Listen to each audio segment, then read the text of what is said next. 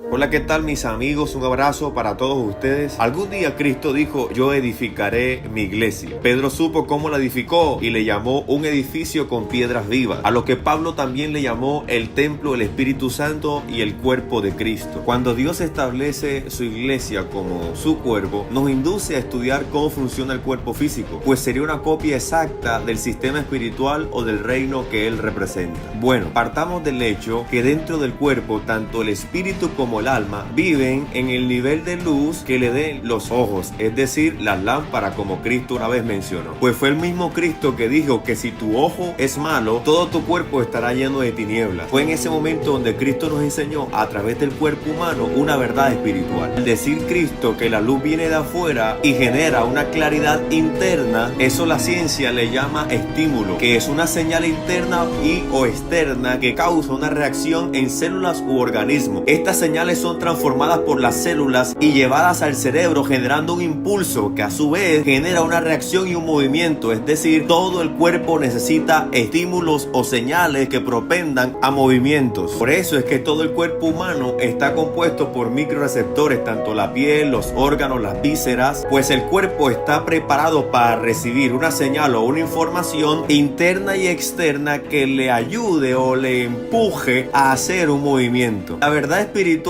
es que cada movimiento o cada avance del cuerpo de Cristo, de la iglesia, tuvo origen en una señal interna y una señal externa que provocó ese avance, que provocó esa acción. Miremos cómo inicialmente Cristo edificó su iglesia, cómo Cristo a través de su vida natural afectó los sentidos de sus discípulos de tal manera que esto se transformara en un impulso o en un movimiento. Cristo le impuso las manos, sabiendo que la piel tenía microreceptores y de esa manera podían recibir una señal que provocara en ellos un movimiento hacia la obediencia. No siendo eso suficiente, le dio pan y vino para afectar su paladar. Les habló una y otra vez para afectar sus oídos y a través de su crucifixión afectar positivamente su visión. Pero como se sabía que en el Antiguo Testamento no fue suficiente las experiencias externas o las señales externas para provocar obediencia, Cristo a través del Espíritu Santo, una vez muere, imparte sobre ellos la vida de Dios, la vida del Espíritu, para provocar en ellos una señal interna y de esta manera complementar las dos señales que provocan un impulso que a su vez se transforma en un movimiento y un avance, asegurándose que la iglesia se moviera en pos de la señal de él recibida interna y externa. La pregunta que surge es: ¿por qué no nos movemos? ¿Por qué no avanzamos? Y estoy convencido que no es por la señal interna, porque es la del Espíritu. Seguramente es la señal externa,